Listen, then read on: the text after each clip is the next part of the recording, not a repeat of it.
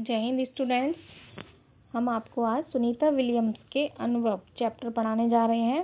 तो सुनीता विलियम्स के अनुभव के बारे में क्या बताया गया है। देखो बेटा, जब कोई इंसान एक ऐसा काम करता है जो दुनिया में कभी नहीं किसी ने किया होता है, तो उसका नाम दुनिया में अमर हो जाता है, यानी कि उसका नाम फिर सभी को याद हो जाता है और उसके फिर काम है या उसके बारे में सब जानने का प्रयास करते हैं और उसके जैसा बनने की इच्छा भी रखते हैं। तो यहाँ पर सुनीता विलियम्स जो हैं वो एक स्कूल में गई हैं जहाँ पे बच्चों ने उनसे काफ़ी सारे प्रश्न किए हैं। तो आप देखते हैं कि यहाँ पर कौन कौन से प्रश्न हैं। अंतरिक्ष के क्षेत्र में भारत के योगदान की जब बात आती है तो हमारे मस्तिष्क में क्या आता है? 3 नाम अवश्य आते हैं, अवश्य उभर कर आते हैं। राकेश शर्मा, कल्पना चावला और सुनीता विलियम्स। राकेश शर्मा को प्रथम भारतीय अंतरिक्ष यात्री होने का गौरव प्राप्त है, जबकि कल्पना चावला प्रथम भारतीय महिला अंतरिक्ष यात्री थी। जहां तक भारतीय मूल की सुनीता विलियम्स की बात है तो वे विश्व की प्रथम महिला अंतरिक्ष यात्री हैं, विश्व की, जिन्होंने अंतरिक्ष में सबसे अधिक समय तक रहने का रिकॉर्ड बनाया। अब देखिए, यहाँ पर पहला नाम जो है वो भारत के ही राकेश शर्मा का है।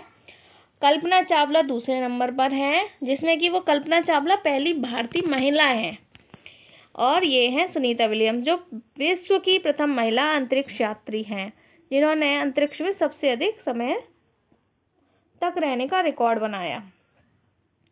अमेरिका में रहने वाले सुनीता विलियम्स अप्रैल 2013 में दूसरी बार भारत दौरे पर आई थी। उनका ध्यान मुख्यतः स्कूली बच्चों से मिलकर उन्हें प्रोत्साहित करने पर केंद्रित था।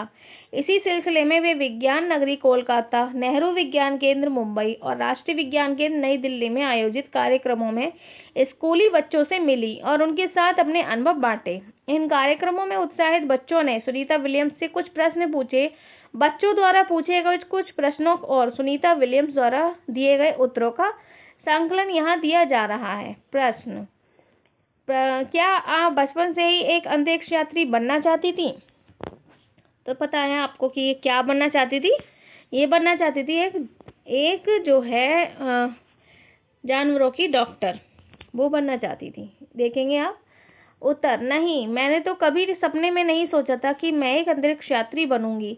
मैं तो एक पशु चिकित्सक बनना चाहती थी, क्योंकि बचपन से ही मेरा लगाव जानवरों से रहा है।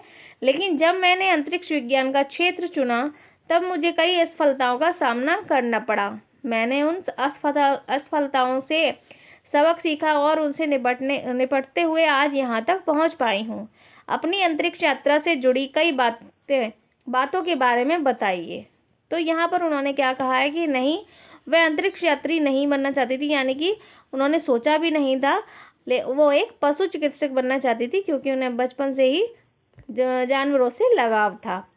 अब देखिए, जब आप अंतरिक्ष यान में बैठे हो तो यान की खिड़की से झांक कर देखना बहुत ही रोमांचक अनुभव देता है। बाहर झांकने पर भी दिन रात का पता नहीं चलता। तो बस आपको वहां अनुमान लगाकर सोना होता है। ऐसा नहीं कि इंतजार किया जाए कि अभी रात होगी अभी दिन होगा। अंतरिक्ष यान को कुछ अलग ही तरह की जानकारी की आवश्यकता होती है, जैसे कि उन्हें इलेक्ट्रीशियन होना चाहिए, कंप्यूटर का विशेष ज्ञान होना चाहिए। इतने ज़्यादा दिनों तक अंतरिक्ष की यात्रा के दौरान साथ में कोई डॉक्टर नहीं होता, इसलिए अंतरिक्ष यात्री में एक डॉक्टर के गुण भी होने चाहिए।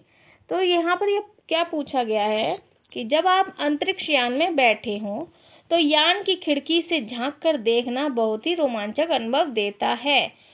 तो बाहर झांकने पर दिन रात का पता नहीं चलता, बस आपको अनुमान लगाकर सोना होता है। ऐसा नहीं होता है कि इंतजार किया जाए कि अभी रात होगी और अभी दिन होगा। यानी कि वहाँ पर अंतरिक्ष यान में जब बैठे होते हैं तो वहाँ पर इतना अनुमान नहीं लगाया जा सकता है, वहाँ दिन और रात का पता नहीं चलता है। और ये कहा गया है कि अंतरिक्ष यात्री को कुछ अलग ही तरह की जानकारी आवश्यक होती है, जिसे कि इलेक्ट्रीशियन होना, या कोई चीज़ अगर खराब हो जाती है उसे सही करना आना चाहिए, कंप्यूटर का ज्ञान भी होना चाहिए और एक डॉक्टर का ज्ञान भी होना चाहिए। प्रश्न: मैंने सुना है कि आपको समोसे बहुत पसंद हैं, यहाँ तक कि आप अंतरिक्ष में भी उन्हें लेकर गई थी। उत्तर, हाँ ठीक सुना आपने। जब मैं दूसरी बार अंतरिक्ष की यात्रा पर गई थी तो अपने साथ समोसे के डिब्बे के ले गई थी। वैसे भी भारतीय व्यंजन मुझे अच्छे लगते हैं, विशेषकर ढोकला। तो उन्होंने क्या बताया कि वो अपने साथ समोसे और ले गई थी। उत्तर, हाँ ठीक सुना है आपने, ये तो उन्होंने बता दिया था। आप अपनी यात्रा में श्रीमद् भागवत गीता भी तो ले गई थी। हाँ, मुझे इस ग्रंथ से मन को मजबूत करने की प्रेरणा मिलती है। इस बार अपनी यात्रा में मैं अपने साथ ले गई थी। पहली अंतरिक्ष यात्रा में भी मैं उपनिषद लेकर अंतरिक्ष में गई थी। असल में भारतीय व्यंजन और भारतीय ग्रंथ साथ में हो तो लगता है कि आप अपने घर के करीब ही हैं। प्रश्न, आपके पिता डॉक्टर दीपक पांड्या मूल रूप से गुजराती हैं। भारत के प्रति आपके इस लगाव में उनका कितना योगदान रहा? तो हमने यहाँ तक पढ़ा है, इसके आगे का हम नेक्स्ट पार्ट में पढ़ेंगे। ओके।